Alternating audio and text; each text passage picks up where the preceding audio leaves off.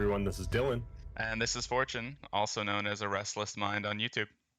And welcome to episode 7 of Cinescussion. And we are doing this through Discord due to me being sick. Luckily not COVID, but trying not to get Dylan R here sick. So sorry if the sound quality isn't as perfect. We're kind of makeshifting this. But yeah, so. I've avoided any type of cold or cough for this entire pandemic, so thank you. I did not want to break my streak this day or any other. Yeah, I got it from my brother, who's my roommate. Damn him. Well, welcome back, everyone. Today we have a really fun topic. We have a couple movies that recently came out that we were able to see that we're going to go into our, not full review, but just our feelings on the films and just kind of some quick, what's the word I'm looking for? Impressions. And then I couldn't find it. I could not find it. Impressions is good considering one of them.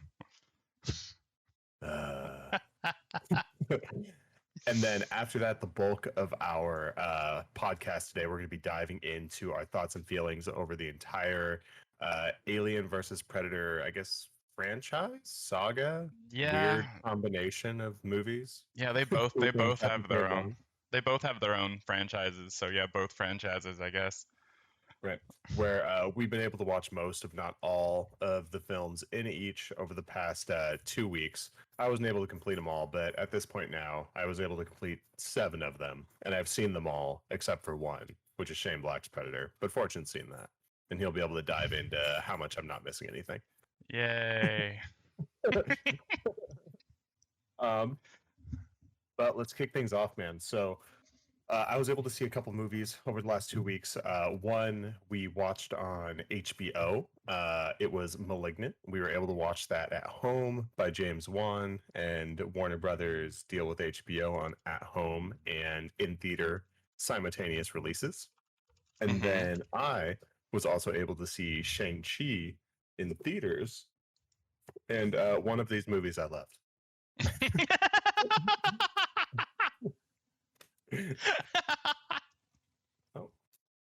Oh man. I really enjoyed one of these movies. That's what it sounds like. But let's discuss the one we both saw. James Wan.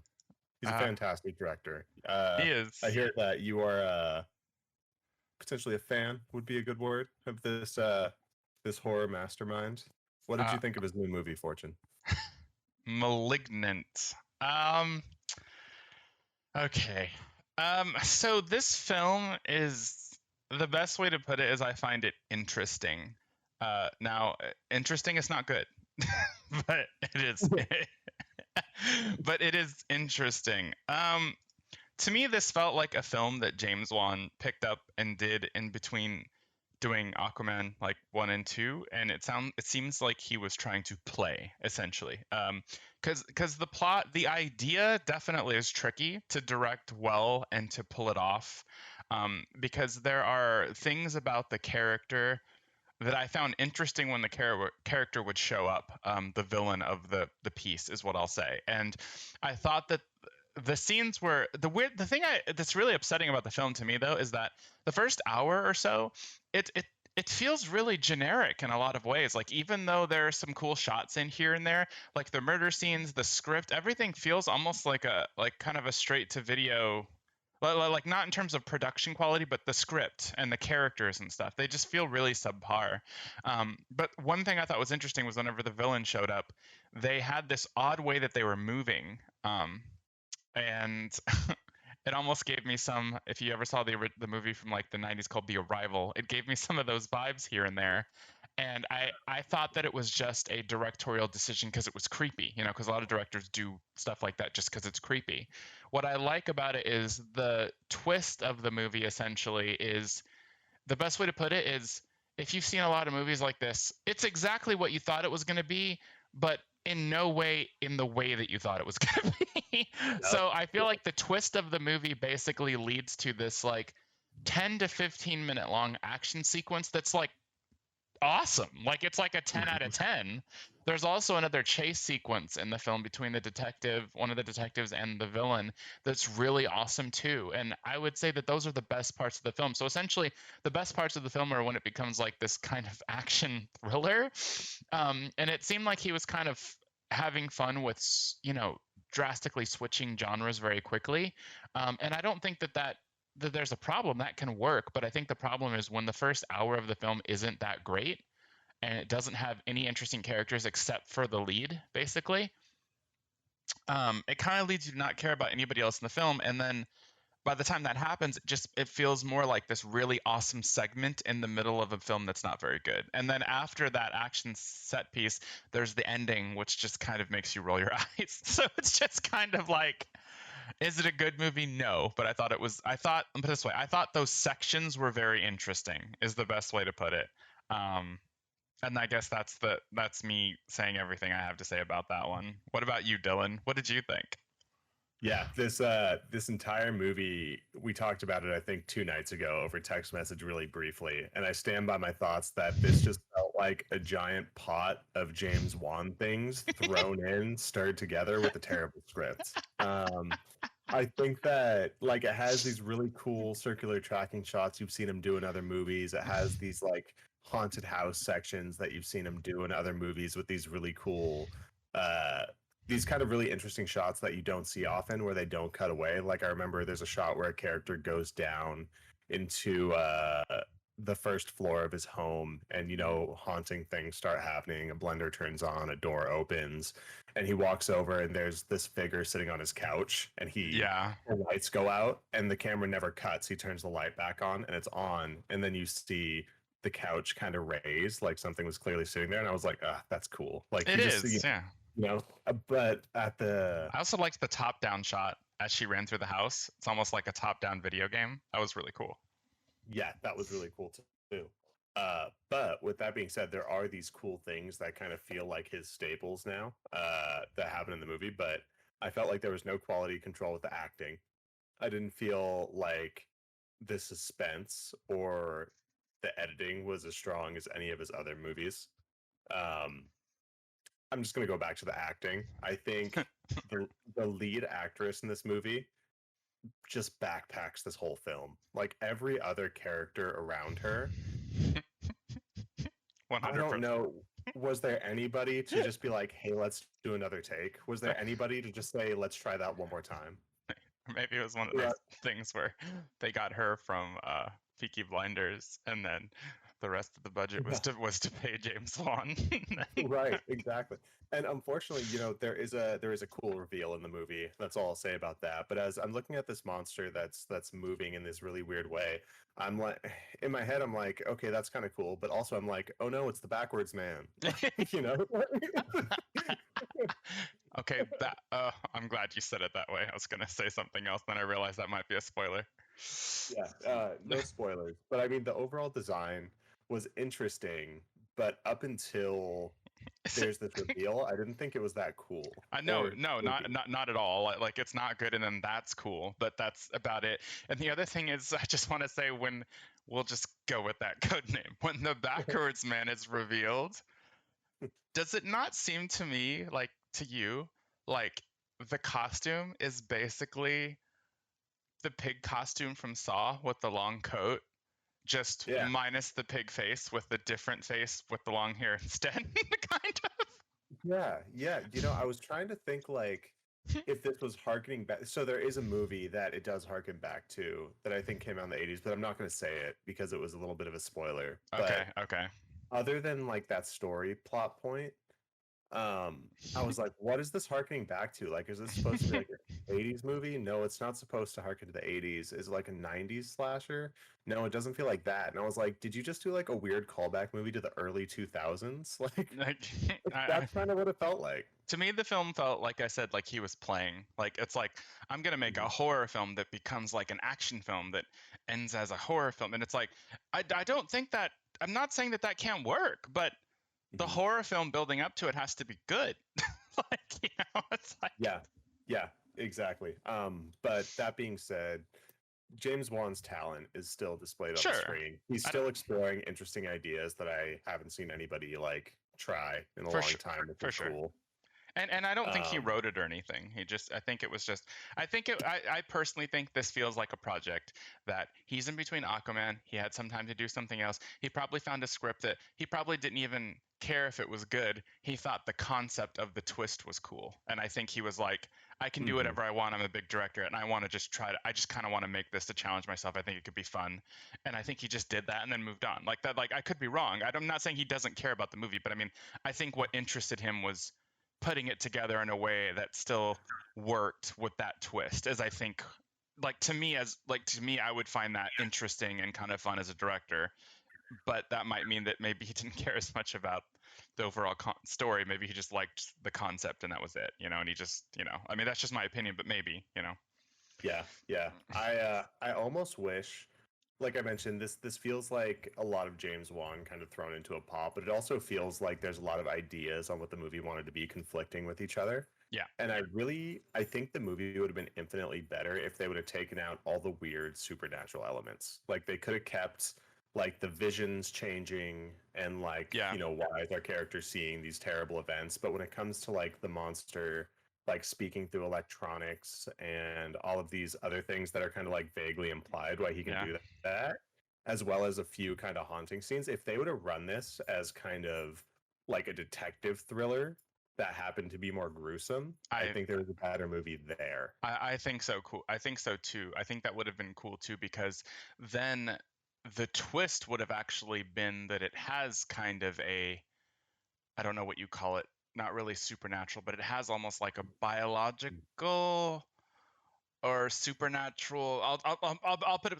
It would basically be more like a serial killer movie that becomes a horror. Like you would still Mhm. change the genre, but instead of it being like a supernatural drama that becomes an action set piece thing, it would be like a thriller that becomes almost like a kind of supernatural horror slash action set. You know, I feel like I get what you're saying. Like that probably would have worked better. I think you're right, actually. Yeah. But all is not lost. There was another movie that I Yes. saw And I'm so over jealous the past couple. because I wanted to see it so bad. I'm so jealous I haven't had a chance to see it yet. Well, here's the thing. Here's the my expectations were flipped and subverted on me because I was very excited for Malignant. Yeah. I was not very excited for Shang-Chi. And see, You know me in the Marvel Cinematic yeah. Universe. I could leave all of them at the door and just kind of go about my day just fine. And this was one of I the few Marvel movies I was excited about for reasons yeah, I obviously told you. yeah. I remember texting you right after I got out, and I was like, "Fortune, I thoroughly enjoyed this movie, and I haven't said that about a Marvel movie in a very long time, Yeah. like in a very long time." For those of you Um, that don't know, there's a YouTuber named Christopher C. Cohen. He goes as Riven X3I on YouTube. I've followed him for like, I don't know, 8 years or something, like a long time. But he started doing a lot of really cool martial arts set pieces and like fan Naruto films and things. And like his action choreography and design is fantastic. It was miles ahead of a lot of the stuff that you see in Hollywood. And he's also one of the yeah, few people, if you love My Hero Academia, he has like a fan My Hero Academia concept thing that he did. He's one of the few people that can do live action that actually looks like anime in a way that's not crap. Like probably him and the Wachowskis so far hmm can do, and he does it with like no money. So and then lately he's been kind of blowing up and he's been doing the action set pieces for more films. I think I saw that he did Kingsman, The Golden Circle. He worked on as an action designer on this film, apparently with another person. I think he might have worked on the new Kingsman movie too, but I'm not sure. But the point is, he's been doing things, and this was his big Marvel film. And I've even seen some of the actors who've done stunts with him show up as stunt doubles and actors in Marvel films as like people to get thrown around and stuff. So it's really cool just seeing all these people really making it to Hollywood. It's like watching something that was just these people with this passion and drive that were really good, and actually watching them succeed is so cool. So the fact that he got to be one of the action designers in a huge Marvel film is just like I just wanted to see it to support him. And I didn't even know who the director was originally, but the fact that the director apparently had the wherewithal to hire him makes me like the director already because it means like you really care about good action, you know, like and you're willing to source, you know, to people that will deliver on whatever your vision is, which yeah. So that's my rant, but that's just me loving this whole situation. So No, that's fantastic. And I mentioned during our Marvel episode that it feels like Marvel will find a director who has like one or two successful like personal projects under their belt Yep. and then bring them into the Marvel universe. And I think that is so you don't have somebody who's been in the industry long enough to really want as much creative control as somebody who, Yep. is an auteur and really makes those movies. But I they brought in I agree. I think. um, yeah, yeah. His name, I hope I'm not butchering it. It's Destin Daniel Creighton. Okay. And I saw his movie that kind of blew him up. It was a movie starring Brie Larson and Lakeith Stanfield called Short Term 12. Yeah, I've heard of that. It's excellent. If anybody's interested, it's a drama movie about kids going through kind of their personal demons in this youth camp that kind of doubles as a kind of a therapy clinic. Yeah. And it's excellent. But to see him take on action so confidently, um, because from my perspective, directing action is probably the most difficult thing to do I agree. as a director. I agree. I think I just want to add one word. I think directing good action. Yeah. Yeah, It's hard. yeah. um, and I mean, he knocks it out of the park in this movie. I've heard. I grew up on authentic Chinese action movies. Like Me I too. remember owning a DVD set of Once Upon a Time in China. If anyone hasn't had a chance to see these Jet Li classics, Oh yeah. every single one is phenomenal. And the Um, classic Jackie Chan ones are great too. Like yeah, like yeah, like no doubt. I love Police Story. dude, the Police Um, Story trilogy. Dude, Super yeah. Cop I think is one of the greatest action films of all time. And do you know that Mhm. Michelle Yeoh did every single one of her own stunts, including the motorcycle jump onto the train? It was to the Oh yeah. point. It was to the point where she cracked the joke that Jackie actually, when she did the train jump, he was like, "You have to stop because every time you do one of these amazing stunts, I have to one up you because it's my movie." Man, he had competition because that train jump is insane. No, It's she's a insane. legend. Yeah. Yep, yep.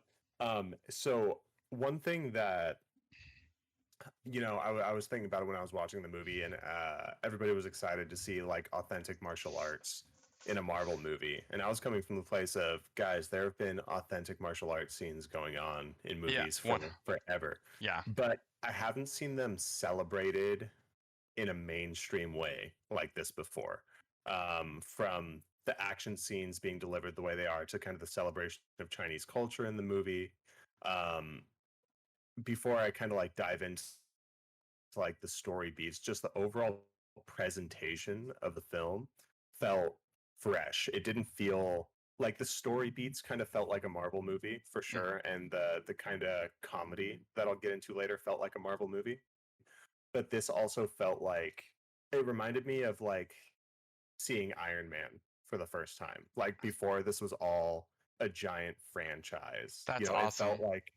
like a self-contained, really deliberate vision of a movie that was just like, I'm not saying it was like the greatest thing of all time, like it's still a popcorn action flick, but it also didn't feel like it was just trying to set up something else. Like it Yeah. really felt like a step forward for where Marvel's going. And if their movies feel like this going forward, then I'm a little more excited than I was prior to this stage of Marvel.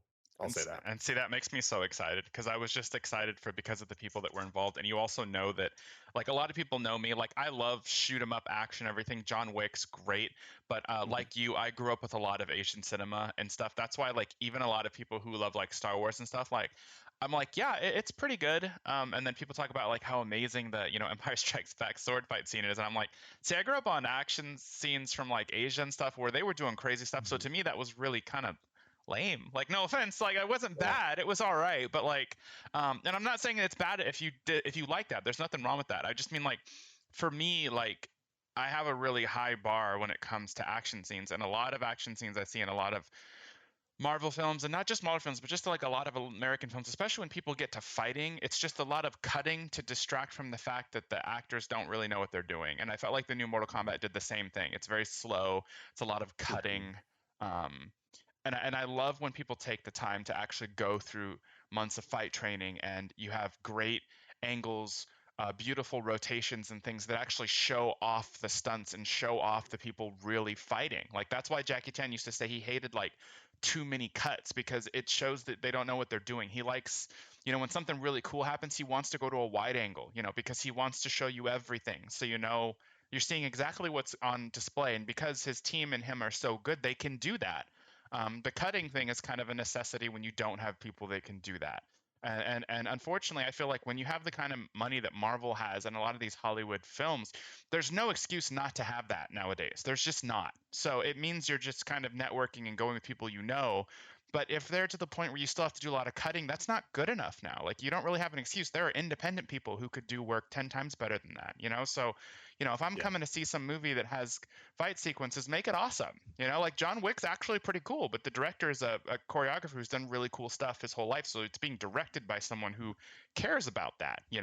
And clearly, the Mhm. the Wachowskis, for instance, with the Matrix trilogy, no, they don't know martial arts, but they clearly value it and they know what's good because they hired one of the top Hong Kong martial arts choreographers of all time and shot it beautifully. So you can do it right if you really have the passion to care about those themes. I think a lot of directors think of action scenes as just a scene, but they care more about the characters. And it's good to care about the characters, but your action scenes should be given the same amount of care as the character should, in my opinion. So I love it when you find a director that does it all, like that, or you can tell at least tries to do it all, tries to care. So, and Yeah. from what I'm hearing about this film, a lot of things are handled with care, is the best way I can put it. Yep. And that's totally right. And like I mentioned, if you look at Destin Creighton's his current the movies he's directed and produced prior to this, there's not action on there. So it really Just just Mercy comes was down another one. Just yeah, Mercy. yeah. It really Yeah. just comes down to caring because movie making is a collaborative effort, and there are people with talent who can do these things and who will um, give you the best feedback on how to get it done in a way that's effective to an audience because they're excited about it. And Yeah. I could tell that the director of this movie was really excited about it. And see, that's Uh, awesome. And see, this is one of those situations where I'm happy. Like I can tell, like, not I can't necessarily tell that I'm gonna like a movie, but the fact that he hired Christopher C. Cohen means someone brought that yeah, person to up to him, or he's seen his YouTube channel or something. But something about it, he saw that and wanted that for his movie, which means, oh, you're already on the right track for a movie like this. To be honest, because Christopher Cohen is an African American guy who clearly loves Asian culture. I mean, his entire channel, like the martial arts choreography, the things he loves like Japanese culture and Chinese culture. You can just tell he has a passion for these things, and you can tell he wants to do them justice. So like I love just seeing someone so immersed in technically another culture, and he gets so good at it that in my opinion he's one of the best choreographers of. And I don't even know if he actually knows martial arts. He might just know what's cool, but he can still put stuff together in a way that's cool. And another thing I saw about some behind the scenes stuff with this film is I love Tai Chi like quite a bit. Like I even thought about getting into Tai Chi Chuan and like push hand stuff like that, just because I find that stuff really interesting. And I heard that a lot of the movements and things in this are based off of like actual Tai Chi stances and Tai Chi movements. And they even brought in like an amazing stunt woman from China who specializes in Tai Chi. I was reading about it. So just a lot of things that really excite me personally. So yeah, they kind of yeah. got me on their like their fan list before I've even seen it. Like I'm like, all of these pieces seem like they equal something I'd like. So unless I'm just totally misunderstanding, I feel like this is the Marvel movie that was made for me. you Yep. like, Yep. I can't wait till you see it. And whenever you do, whenever you're feeling better, let me know because I want to see it again. I definitely will. Um, I will. We will go see it for sure. as far as Simu Liu, I hope I'm not mispronouncing his name, coming in as Shang-Chi, the guy has this amazing balancing act of having the charisma of being a superhero, but also having this delivery of somebody who starts this movie as a valet and who doesn't really understand the direction that he wants his life to go in. So he's just kind of letting life make decisions for him while he figures it out. And seeing his kind of lack of confidence shine through before he becomes this, or well, before it's revealed that he's this insane supernatural martial artist, he knocks it out of the park. Oh, so he doesn't know that he is in the beginning? It's not that he doesn't know that he is. It's there's a bit of a reveal that he's aware. I don't want to get too into Okay, it, but, okay, gotcha. before it's revealed to the audience. Okay, gotcha. Okay, cool. But then again, we know because it's in the trailers. But Yeah, got it. Okay, cool. um, but then other than the action scenes, the most impressive piece of this movie was surprisingly the villain, which I never say about Marvel movies. They're Yeah. all throwaways except for one particular Norse god and one particular purple man. Yeah, yeah. You know? And the North God isn't really necessarily a villain anymore. He's an anti-hero, right? Yeah, So, right, and exactly.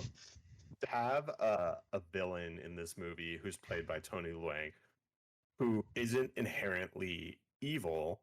Like, I know we morally gray villains is nothing new, but the way they set up his story in a way that is so sentimental and so kind of believable on why he's doing the things that he's doing, that you don't want him to succeed, but you also don't want him to fail in a particular way. That's what I'll say there. And the acting it's phenomenal. See, that's awesome. That's fantastic to me. Like I like villains where maybe they are villains, but you can kind of see their point, or you can see their viewpoint, or you understand why they are who they are, even if you don't agree with it. Like I like that. Like I hate when someone's just completely obviously bad guy for the sake of being bad guy. It just feels so unrealistic. You know what I mean? Like, so that's awesome. That's really great to hear. I'm so much more excited now than I'm gonna have to I'm gonna try to go see it like Wednesday after work. So if you're free, maybe Wednesday. I don't know.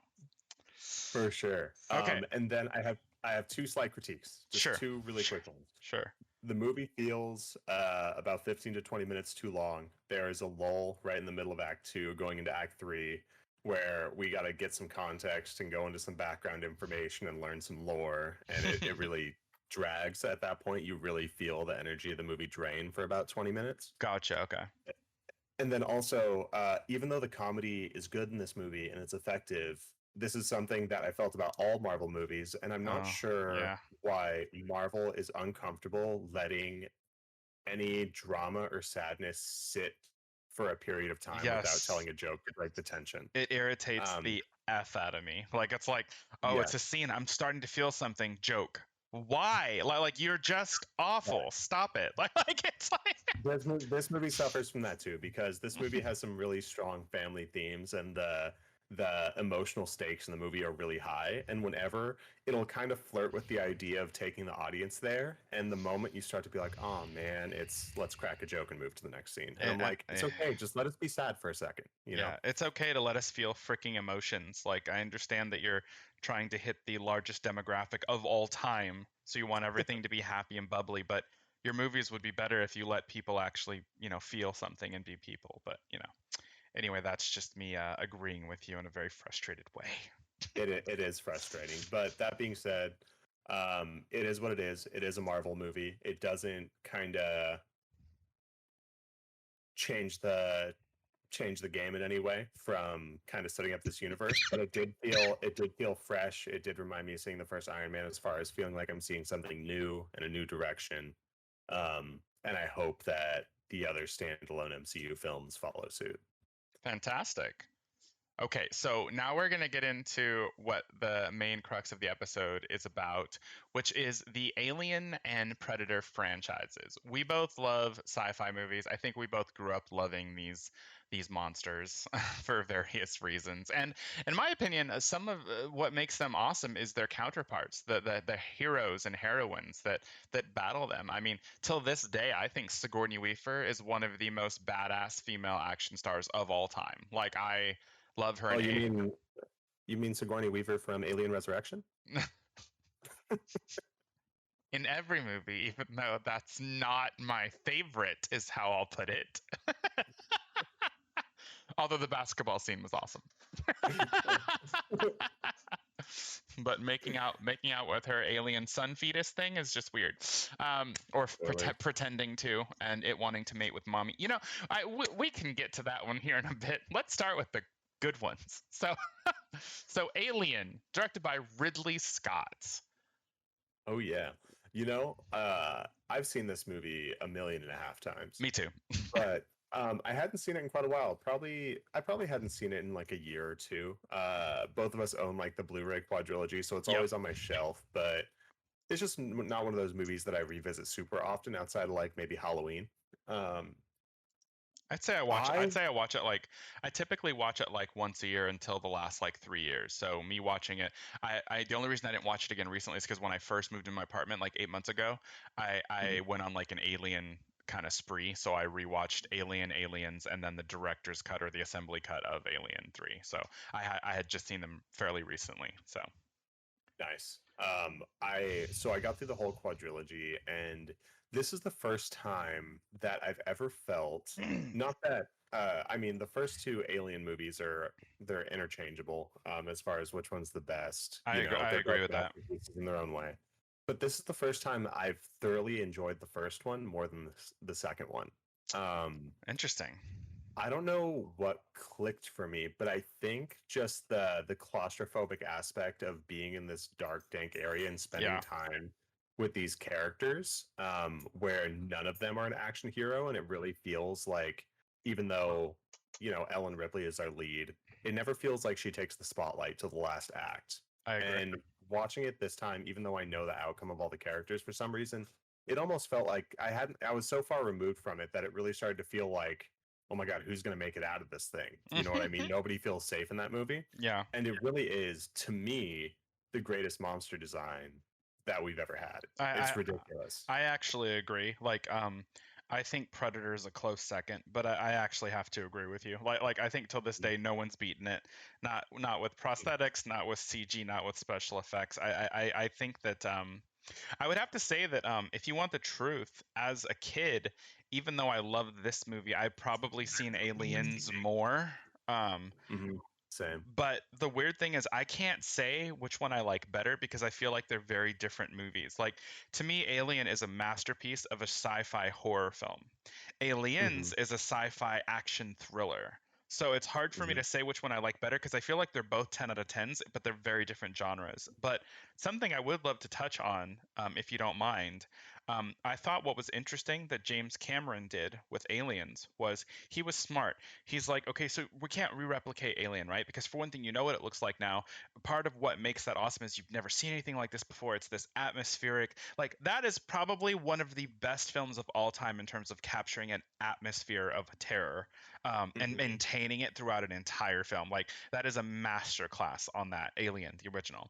And I think Hmm. what was smart about James Cameron is that he decided that, okay, I can't replicate that, and why would I? Why do I want to mess with a masterpiece? So instead, it's almost like he had respect for the first film. It's like, so what kind of sequel could I make? So instead, he writes a sci-fi action thriller where he goes further into it. You get to see more of the hive. You meet this queen that he invented, because that wasn't in the original. He invented this queen, and it became about this, military group, and he created this kind of just amazing action suspense with Ripley right back in the thick of it. And now the action character has been established through character development of the first character. She's this fighter. She's not necessarily an action person, but she's a fighter. She's a survivor, right? And she just gets extended in the sequel. And what I think is interesting is if you really think about it, technically what he did for Aliens, in my opinion, he learned from and did the same thing with T2. Because if you Yep. look at Terminator Totally. 1, Absolutely. Terminator 1 is filmed like a horror slasher film. It's filmed like a slasher. It's a sci-fi horror film. And he did Terminator 2 in like 94 or 96 or 92, somewhere around there. But it was years after Aliens, right? So I think he realized the same thing. I can't replicate this. So instead it becomes a sci-fi action thriller. Like he learned from what he did with Aliens and he applied that to T2. The only Yep. reason I'm bringing this up is because I feel like in a way they took a similar route with the Predator franchise, where the first film is about one predator stalking an elite military group, and it's this kind of scary, uh, scary. It's a scary survival film for the actors, just like Alien, where it's like whittling them down to the final survivor Yeah. kind of thing.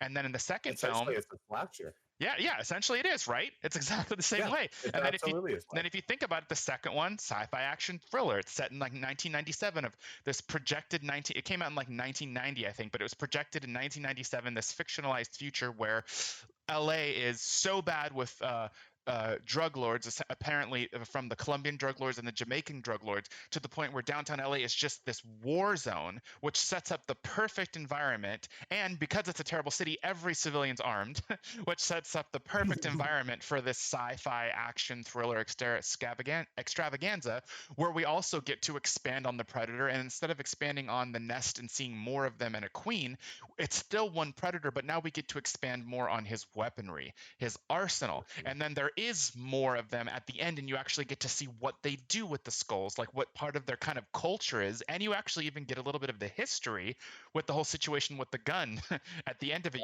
It lets you realize, yeah. So a lot of these films follow the same rubric that I think works really well for franchises in terms of how you extend. Like, they extended differently because the monsters are different, but the notion of not trying to do the same thing and do something different with the second film, I think, is a good notion. I feel like a lot of them start struggling when they get to a third film.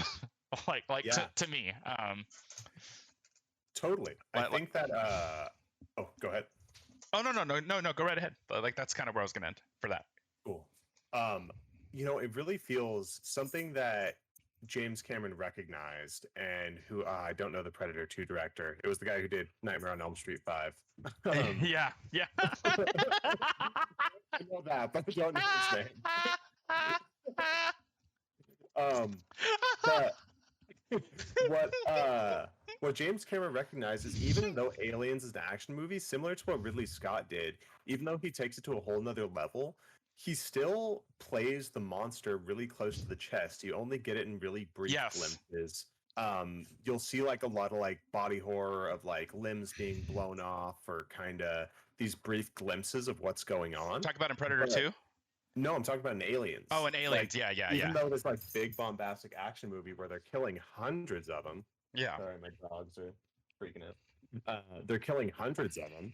You only get brief glimpses of it. And I think once Alien 3 came out, and Alien Resurrection continued the series, I think the Xenomorph kind of took the spotlight, and everybody wanted to show just how weird and drippy and gross it was all the time. And it stops being scary. A little bit of the magic out of it. Yeah, it takes the magic because you see too much of it. And I'm like, the way I put it is, if you're gonna go with something like that, then you have to change up the genre or the game. You have to do something interesting with it.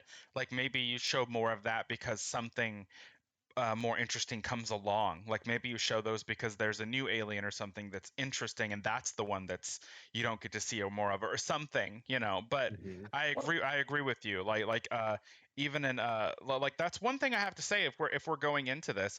I hadn't seen Predators in quite a while. I had only seen it once in the theater, and I remember thinking, meh, Yeah. And the weird thing is, I still kind of think meh, but what I like about it that Shane Black doesn't get is that I feel like the color grade and the way that film looks, it looks like a Predator movie. Like, I have to give it credit. And I actually feel like the concept for Predators is interesting. Like for those of you that haven't seen it without spoilers, it's essentially almost like a Predator Hunger Games. Like, it wakes up, you wake up in action. You literally wake up with a character as he's free falling out of the sky, which is a great opening. I think that's cool, right? And then you run into other people who've all been dropped off on this place, and they kind of run into each other. And the one thing they had in common is they were all in battle in different countries around the world. One was like a drug, he was like in a Mexican gang, and he was like one of the top like murderers. Another person is a mercenary. There's a Colombian military sniper. There's like all these people. There's the Yakuza guy who's really cool.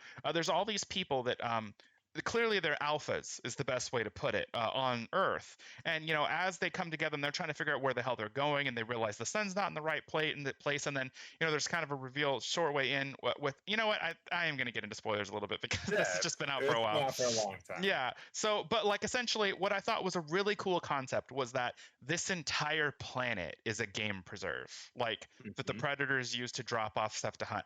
That is a cool concept. I think that the concept of that film is cool. As a matter of fact, I felt the first hour, the first half of that film was really cool. I feel like the moment they run into Lawrence Fishburne, it Absolutely. I starts know to where you're just going. go downhill. Like there's this whole sequence with him where he's basically a crazy guy who tries to betray them, and the whole sequence isn't that interesting. And then he just dies. It's almost like the writers kill him in a way that's just as uninteresting to say that they knew this entire 20-minute sequence was pointless. Like it's like this, like he's murdered in a way that reflects how useless his entire subplot was. So Yep. there's like 20 minutes in the film where it comes to a drag. There is a sequence that I love. I love the way it's shot when they first come into the predator camp and they find out that there's another predator tied to the tree.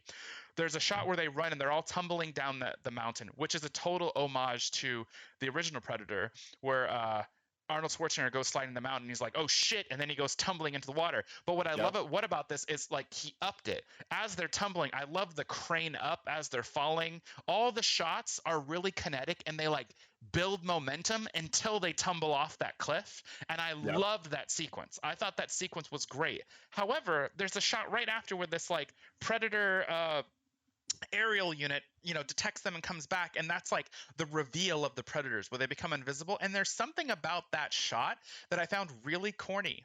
like there's a predator that's just like crouching on a tree, and then the other one catches and they're just revealed, but they're revealed in like almost like this, they're almost like in this like, okay, try to be menacing. It's like the director just They're said like, "Hey, we got him now." yeah, just said try to be menacing, and it's like suddenly that becomes almost like this cartoonish reveal. Like it's like they're supposed to be like it almost would have been cool if if like something invisible caught it and maybe like it just flashed a piece of its face for a second. Like even in the original, there are moments where like it would flash into being and then it would go invisible again, and that was cool. Like that was cool. It like maintained some Yep. mystery, like so. And I think that's one of those situations where, oh, we all know what predators look like, we just want to have a cool reveal. And if it works, fine, but that one just didn't work for me. It just felt really corny. And then I felt like the whole ending to me, like the Yakuza scene was all right or whatever, but like, is it just me, or does it seem like when the predators are fighting each other at the end, it's kind of lame? Like it seems like it's a bunch of cavemen fighting. And the weird thing is these are supposed to be like the most elite hunters ever. I would expect them to have like their own fight style. I would expect it to some fisticuffs. I would Yeah. expect like some warriors. I would expect some warriors to be jumping and when they're invis, because it's CG, you can tell them, it shows them like jumping and flipping through trees and stuff. But all of a sudden that stops when they're fighting and they're just big brutes. Just swinging Just like Jason Voorhees, they're yeah, just taking big, wide, yeah, stiff swings of yeah, things. they're just like wide, stiff punches, stabs, and tackles is basically Yeah. their entire. I'm like, that is so lame. Like it's just, I don't know. Yeah. It just, I don't know. Like, yeah. I think what's funny about these series is they start off so strong and they just progressively get worse. Oh, Like dude. that's not that's Yeah. not unique to Alien and Predator, but watching these back to back, it's like, all right, we have a couple great ones. All right, this Yeah, one's okay. for Oh, sure. now it's really bad. And one thing about that I think is interesting, like if we're gonna bounce around, if you're gonna go to Alien 3, you guys might not know this, but that's actually directed by David Fincher. It was his first feature Yeah. film. He had started with music videos before that, and notoriously, his experience with Alien 3 was so bad that he finished principal photography and had nothing to do with post-production. He was Mhm. not there for any of the edit, for any of the post anything, because he was so frustrated with Fox for interfering so much. And when they even started, he had to start filming. Another director, I guess, got fired or quit. He came in the middle of production. They were already in production, and you can tell that this was a cash grab in the beginning because they had started filming and they didn't have a finished script. So he was shooting while the script was still being written, and then he still managed to piece something together. Like, sorry, go ahead. Just to add in, they shopped around like 3 or 4 different scripts from 3 or 4 different writers, and the one they landed on wasn't the script that was made. There was a script that they landed on that was going to take place in almost like this religious temple with these monk-like characters. That was going I to be actually did not read anything about that. That's interesting. Yeah, but then they rewrote it into being a prison. But then that's why there are so many religious monk-like characters within the prison, is because it was almost this smorgasbord of ideas from multiple different scripts. And see, that makes sense because it feels like that. And also, the assembly cut's much better. Like I feel like the assembly cut is okay. Like I would give it like a meh or good. It's all right. It's an okay movie. The assembly cut. The version that was released in theaters is so atrociously bad. So let me put this out. The guy, what's his name? The guy that was kind of nuts. right? The guy that was kind of nuts that freed the alien. Okay. Oh, wait, who freed the alien in Alien 3? Yeah. Remember they Uh, trap the alien and then he goes in and frees him. oh, right. Yeah. Yeah, yeah. So that guy, that entire sequence was cut out of the original. The entire sequence where she Oh, actually traps it and then mhm. he goes in and lets it out and gets killed and there's that whole that's like a 15 to 18 minute sequence. That's just gone. That's wild. So they never trapped it. There's just this random accidental explosion in the middle of trying to trap the alien, and his character just vanishes for no reason. You never knew what happened to him. Like I think they Hmm. just hoped that you'd assume that he died in all of the shenanigans, basically. Like that, which is kind of a payoff for his character, because otherwise, why is he in the entire movie? Like this crazy person, he's just there and then he just vanishes. Like it didn't make any sense. And then also in the original version, the alien hatches out of her as she's falling into the fire, and she grabs it with her Yep. hand and holds it, which kind of just was stupid.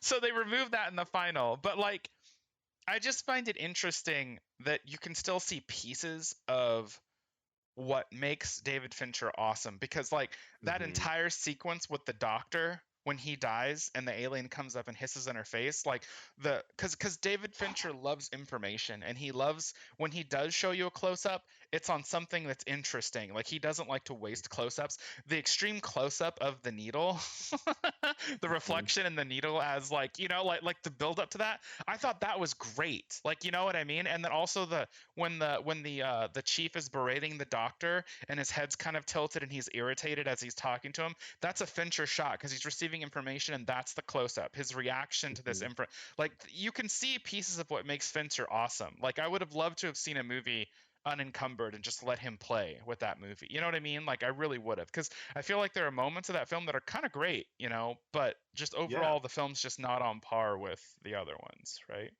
There are whole sequences and kills in that movie that are excellent. Like you mentioned, the reflection in the needle. That entire scene where he's sedating Ripley, and then It's as she's being sedated, he gets like yeah, Tywin Lannister gets murdered, and then you're yeah. like, she just got sedated, and she's in the room. Like that's excellent tension. It The is. entire That was the the best entire scene in the scene. movie, probably. Yeah, the entire scene in the last act where they're trying to trap it down the corridors and having to have all this like hodgepodge of murderers work together Yeah. should be awesome. But I swear to God, the CGI is not done in this movie. No, no. Like it is like 20% done. But that was It's early. bad. That was like early CGI though. It did not age well. And honestly, a lot of people I remember commented in the theaters back then that it looked too cartoonish. Like it looked too. Uh, Rough. It's not even it cartoonish. It is. doesn't. It doesn't look cartoonish. It looks undone. It does. Like it It really does. looks undone. It And does. you know what sucks about that is when you see like the close-ups of the xenomorph, it still looks great. Yeah, You know what I mean? because But it's real. this is a slasher movie, or well, a monster movie that takes place in a prison. Why are you trying to show this thing in so much light? I Like know. you could have hid this very easily. You know Yeah. what I mean? This shouldn't be a problem. I agree. It's basically trying to show more of the monster, basically, and to do that they used CG that was early, and yeah, Mhm. it kind of just takes away some of the suspense. Also in the original, because and also in the assembly cut, which is more interesting, is Ripley washes up on shore, and it also kind of gives the Yeah. foreshadowing of all of the flies and maggots and the lice problem and all of that, and the alien hatches. It's this really cool hatch scene out of a like a dead boar or whatever. Wow. Yeah, the cow. And Yeah. in the original that Yeah. was not the case, just so you know. In the original it was Ah. one of the guys had a dog, and it was stupid because this boar scene was the version the way Fincher had planned it, but in the original the guy had a Rottweiler, and they just basically later grabbed an insert of the alien facehugger's like hands coming over the wall as the dog's barking, and that's all you see. And then there's a shot later when they basically do a parallel editing sequence of when they're burning the bodies and it's this sad moment. It shows the alien hatching and the dog starts screaming, and he falls over and it's hatching out of his stomach and it rips out. That's basically was the original. Um, but I think the boar one is just way better. Like the version of that assembly cut, I'd never seen that before, and I was like, that worked so much better in my opinion. Like it just really did. So Because it's gruesome. it really And on top of that, is. The movie is really violent. It even starts off with an excellent, very heartbreaking autopsy scene. I know. I know. It's really good. But that was an interesting choice too. Yeah. I actually, oddly enough, I kind of liked this choice, but I know it's kind of controversial to get rid of Newt and Hicks off screen Yeah. between movies. But what's weird to me about Aliens is I actually didn't care much for that group. Hicks and Newt were probably my least favorite characters in that movie. Oh, really? Yeah, Yeah, I like won't. I when won't lie. One of my favorite characters in that one, I fucking love Fast Gas. Fast Gas. Like, yeah, well, when yeah, she, that, yeah, like she was so cool. Let's yeah. rock. Till this day, I always say that when I'm playing Alien games. I'm like, let's rock, and then I start shooting. Yeah. Whenever I think back to characters I love, I think back to Hudson, of Yeah, course. Hudson's I great. think I think back to Alpone. I think back Oh, to another day fucking. on the call. I uh, think back to even Vasquez. I think back to Ellen. even that asshole Burke was more of an interesting character, even though he was a douchebag. Like, I was so Yeah, happy when he died. That was yeah, another thing, man. That scene in Aliens is iconic when he traps her in there with the face hugger. Like yeah. the fact that it's not CG, the animatronics, that shit looks real. Mhm. Till this day, there are two shots that freak me out. And it's the shot where it's running along the floor and it's like her eyesight. It looks so real. And then there's it's a couple of 2 or 3 quick cuts. It's the shot right before it wraps around her neck. It crawls Mhm. across her, and then there's a shot. It almost looks like a GoPro camera shot before a GoPro where it comes right at the camera really fast, and it looks so real that it is so Mhm. nerve-wracking. Every time I see it, I always go, "Ugh!" Like every time it gets like, I'm not joking, bro. And I love that it makes me do that. I don't do that with CGI. I just don't, because it's not Yeah. real, you know? Right. And that's Right. kind of the issue I had with Alien Covenant. If we're going into it, like, I feel If like, we're discussing CGI, yeah, if huh? we're discussing CGI, even though it's better CGI, Mhm. it's just it looks so much like CGI that it takes me out of it. Like, there's one moment where I didn't mind it. So I know we're hovering because we're talking about this series, but I Uh-huh. know that I remember the one thing I will say that I think is interesting is both Alien Covenant and Prometheus had the same effect upon first and second viewings, just Alien Covenant less redeeming, in my opinion. But like Prometheus, the first time I saw it, I had all these expectations that I think were very specific to what I assumed it was going to be. So I remember being very disappointed the first time I saw Prometheus. Mhm. But then I went back and watched it again, and I remember quite liking it the second time. Like, the second time, I'd probably give it like a B plus. Like, I actually liked it. Like, I realized when I watched it for what it is, I actually thought it was very interesting, and it was beautifully shot, and I thought it was really well made. My only gripe is like the moment, like in the beginning, there's the character's really stupid with this, like two characters are really stupid, like basically at the same time in the script for things to work out. But I would argue that happens in Alien Covenant too, but on a way more profound level. And it's one freaking stupid character basically decides to lock two people in a room because of contagion, even though the blood was coughed all over her face. So she's also a fucking hypocrite. She locks them Yeah. in the room. The woman only dies because she gets screwed by her friend, and That then scene she is and so then she violent. accidentally just shoots the canister because she's stupid. And if you see them in the background, you're like, this dumb woman. And then she blows herself up, and you're like, you literally killed two people. Like, you killed yourself and you Mhm. killed the woman just because you're dumb. Like, and the worst part is, then it's like I'm supposed to feel bad because it's Danny McBride's wife, but I'm like, I hated her. Like, I'm glad she's dead. I'm sad that the other two people died at this point. Yeah. Like, Yeah. and then the thing with the alien is, like, the shower scene. I think it's almost cool. Like, the tail part is cool, Mhm. and then it becomes this really CGI thing. It goes through his mouth, and again, it's showing too much of the alien. I almost felt like it would have been better if you just kept that to cuts and moments of terror. But then, like, the alien comes out of the water, and it looks way better than it used to, but it still looks extremely CG. And I'm like, that why was that not a prosthetic? There's not a single real creature in Covenant at all. Right. Right. Prometheus only has CG at the very end when the alien hatches, and the lights are flashing, and it looks pretty good. Like, Looks good. like Yeah. everything's practical in Prometheus for the most part, except for the ships and stuff. You can't help, right? But Mhm. Alien Covenant, because it's Ridley Scott, it's shot well because it's Ridley Scott. But the alien at all times is just CG. I don't think there was a single special effect prosthetic made, and I think it shows because I never could get grounded into that aspect of the film, which is like a huge draw for the movie. Like, I love David, don't get me wrong. He's essentially, if you think about Prometheus and Alien Covenant, they are David movies. Like, that's what they are, you know?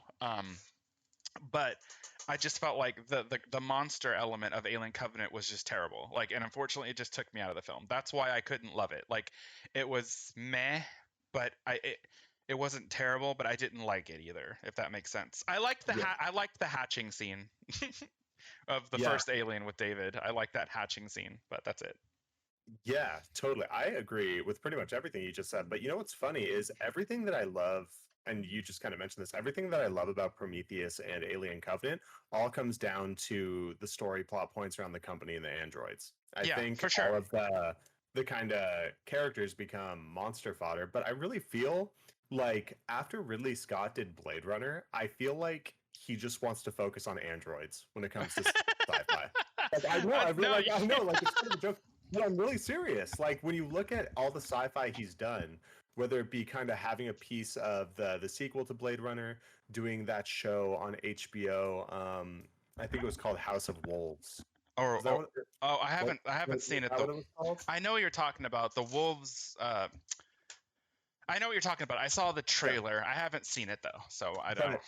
Yeah, between his collaboration with Blade Runner, that HBO show, and going back to Alien Covenant, I really just think when he goes back to sci-fi, he really wants to work on like the philosophical implications of human-like androids, and that's where which I don't dislike at all. That's the most interesting part of Alien Covenant. And the other thing I hate about Alien Covenant is there anyone that didn't know that David had swapped? Like, really, I don't think there's anybody that didn't figure that out. So this reveal was lame because we're basically waiting for it, you know? And it's just kind of like, if you're going to do that, just, I don't know, do it better, or just don't bother trying to do that, because it just seems so obvious. I don't think I knew a single person who was duped by that or surprised at the reveal at the end. Like, everybody I know was like, yeah, that was, you know, I mean, I don't know. It just. Yeah. Totally. For some reason, like, I don't know if it was like so poorly done or if it was just done away. It never bothered me because I never felt like I was trying to be duped by that twist. But it seems like it, because like if you even think about it, the David who's the Walter, right? Yeah. It shows him reaching for the knife, right? The David. Mm-hmm. It shows David reaching for the knife, and then when he shows up, he has the cut on his face, and he clearly chopped off his hand. So the cut, they were trying to make you think that it was clearly Walter because David was the one grabbing the knife. So he got slashed in the face, and then he killed David. That's literally what they were trying to do. So it's just like, what was the point of that, even if it's so obvious what you're doing? Like, it's so obvious what it's going to be that just come on, you know? Like, just I don't know, like, ugh. Yep. And I wish they would have spent more time. Like, they set up, I mean, first off, the engineers is a cool idea, but compared to the giant fossil that you see in Alien, seeing that it's basically a giant blue guy is a little disappointing. You know what I mean? And see, that's what I thought the first time I saw it, but then the second time, how it kind of intertwines in what they were doing, the fact that they seeded planets with their own DNA, like we are essentially seeded by aliens, and like what they're essentially doing is, it's almost like experiments, and then they wipe them out if they don't go well, right? Like, it's like I thought the idea of that was very cool. And the one thing I like about Prometheus is essentially David's doing the same thing. He's doing what his creators have done, you know, like there's the opening scene where he's like, what else am I for? You know, and he's like, that's what we're all trying to figure out. We all want to create life, you know? And so David's total life purpose is to create his own life. That's why one of the scenes I did like, and one of the few times I didn't, I still thought it would have been better with the real thing. But when the creature, he's trying to talk to it and it's right there. I liked that scene, you know? Yeah. I like that scene a lot too. I wish, like, even though it's set up for an amazing shot, I wish he wouldn't have just murked the entire civilization. I wish agree. We could spend more time. Like, David in that civilization would have been so fascinating to watch. I agree.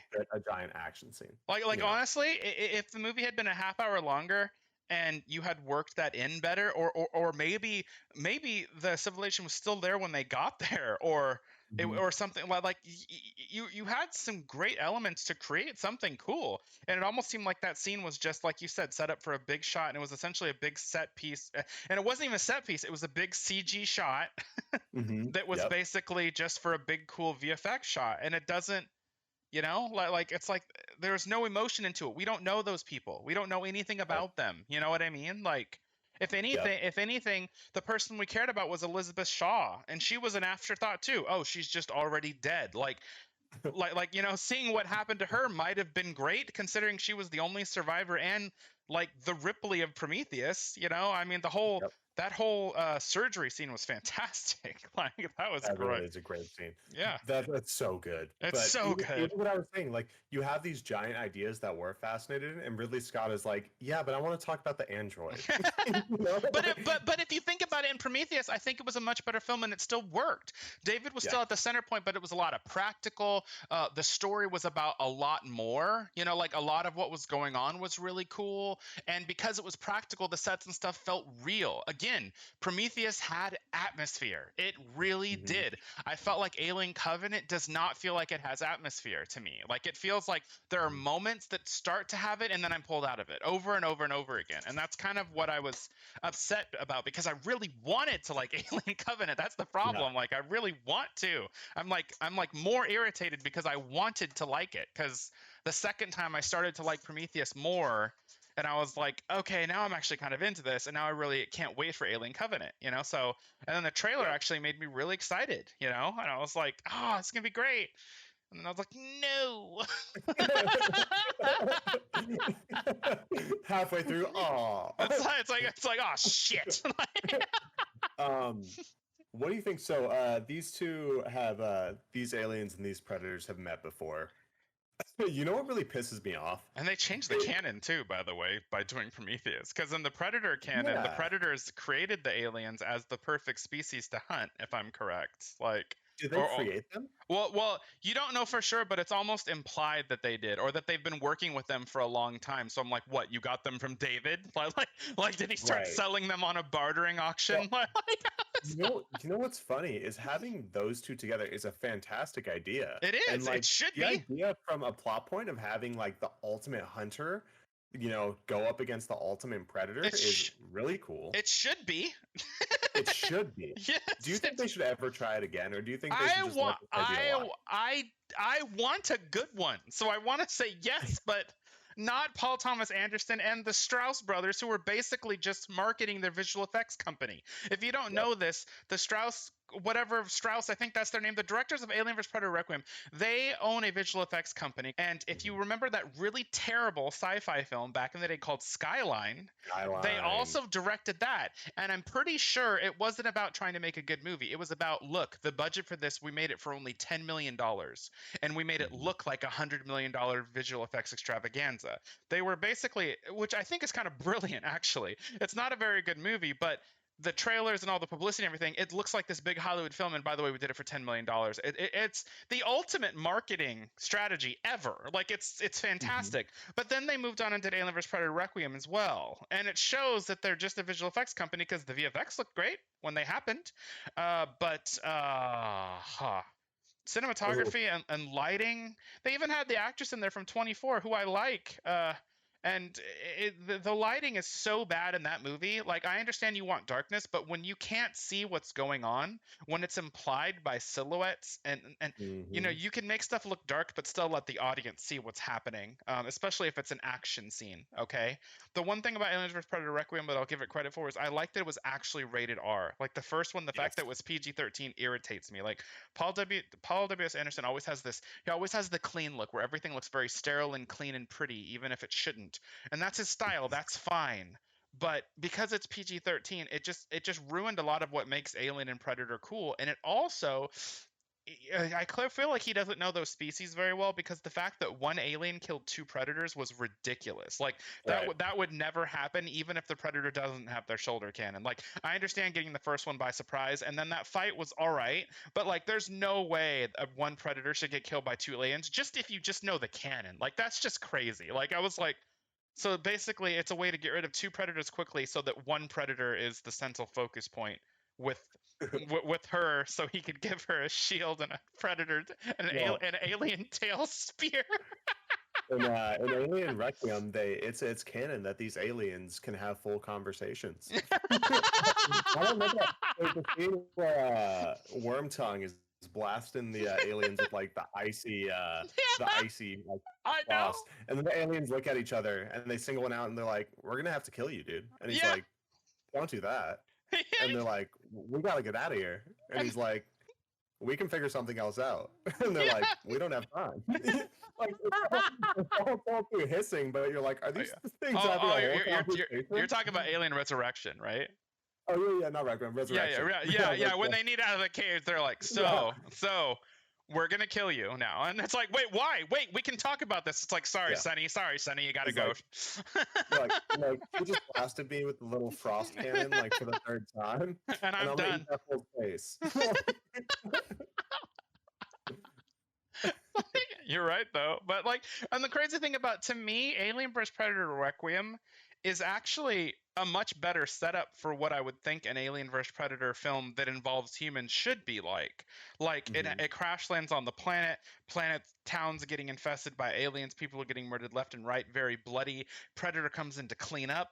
Honestly, the story for Requiem is actually what I would expect a good one to be like if the characters weren't crappy and the directors knew what they were doing. Like, basically, you know what I mean? Like the setup is actually more like what you would expect it to be. Like I could totally see a Predator coming in being a cleanup crew for this fuck up that they had, you know, because the ship crashes, they get this shit, so you have to send in another Predator to, clean it up and, remove it, and he's pouring the stuff over it and getting rid of everything, and like I thought that was cool. Like that element of it I think is cool, but it's just really, really trash characters that it's treated like a slasher film where all the characters are stupid or irritating and you just want them all to die. So who cares when they do?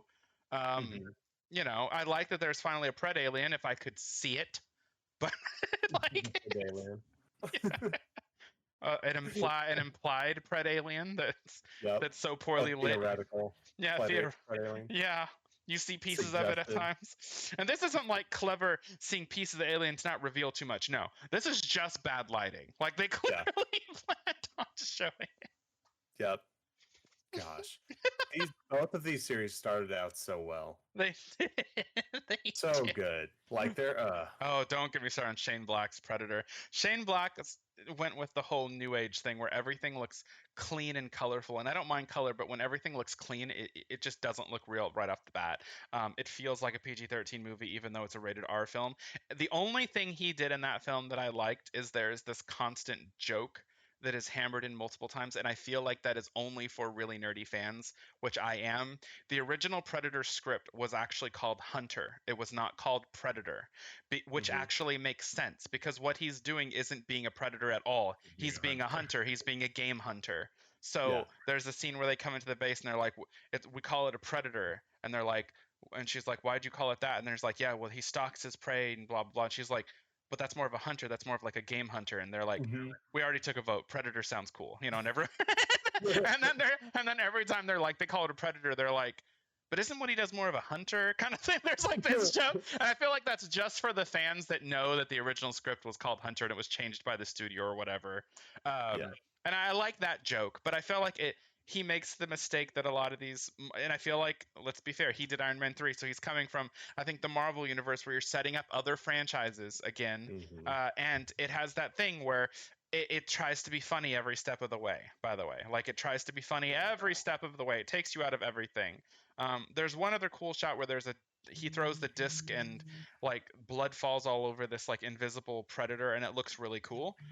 But outside of that, the only thing you're missing, I don't know if you want me to spoil it or not because you didn't get a chance to see it yet. Spoil it.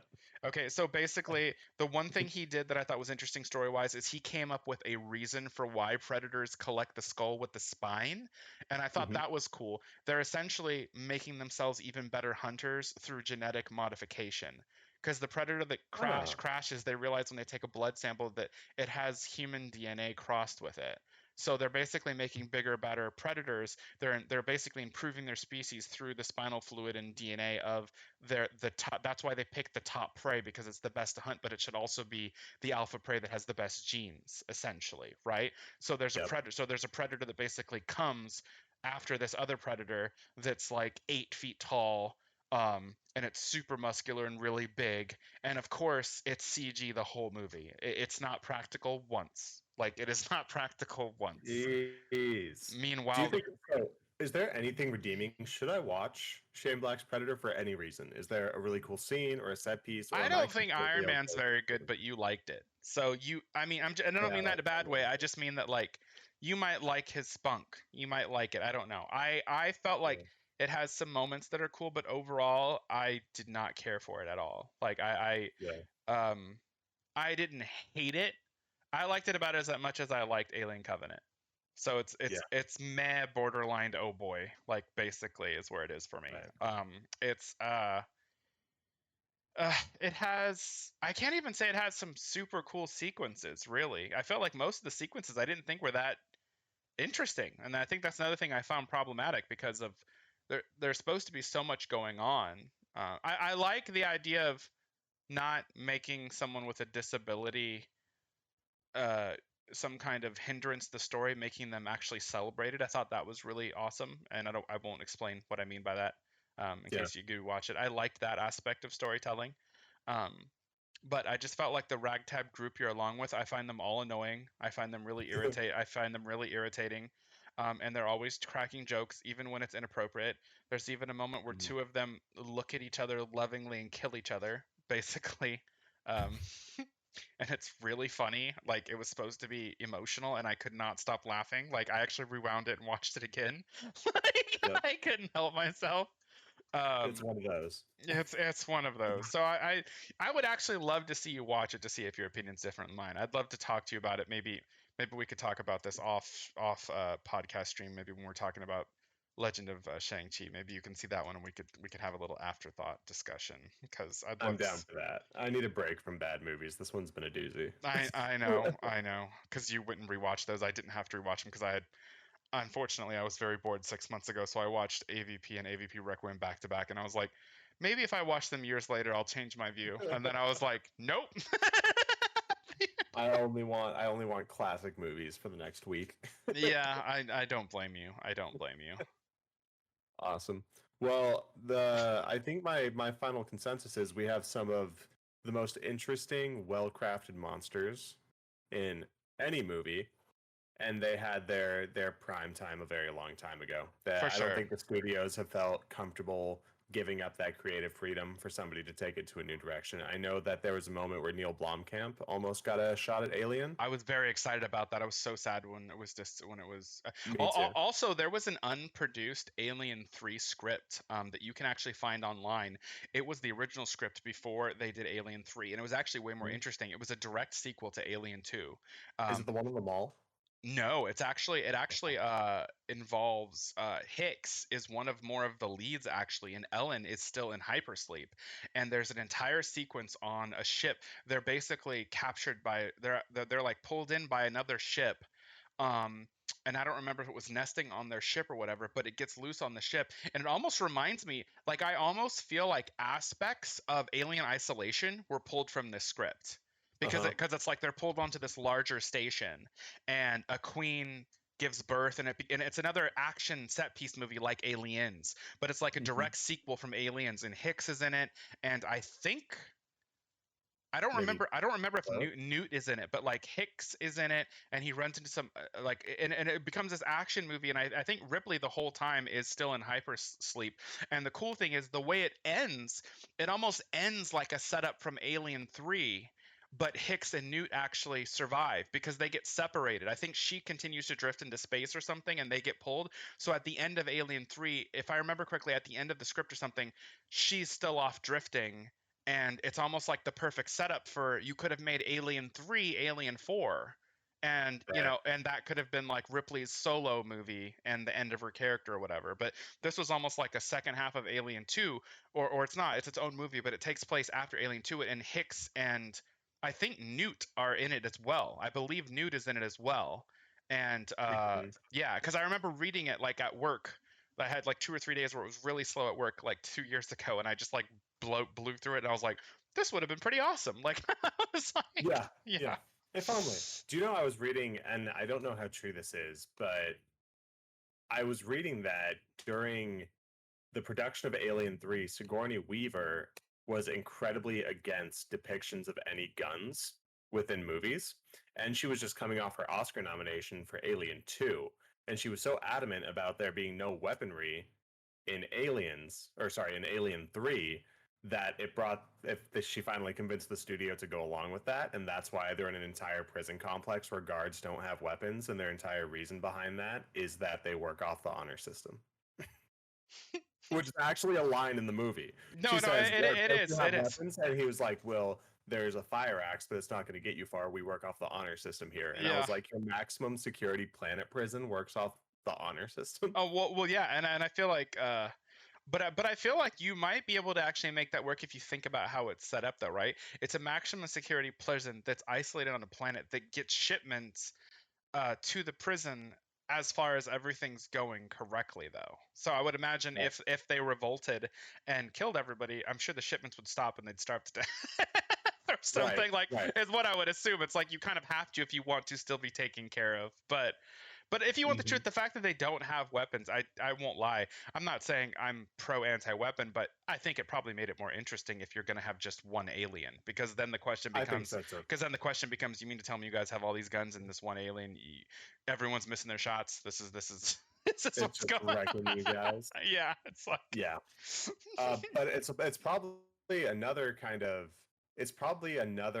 of calling back to the original movie taking place in some sort of temple and not yeah, being in a prison. You know what I yeah. mean? That would make a lot more sense. I could see that. It does feel like they tried to replicate some of what made the first one great in the third one, and in Mhm. some scenes like the doctor's beheading scene and all of that. That's it was very good there. So like there are moments where it actually does have some great.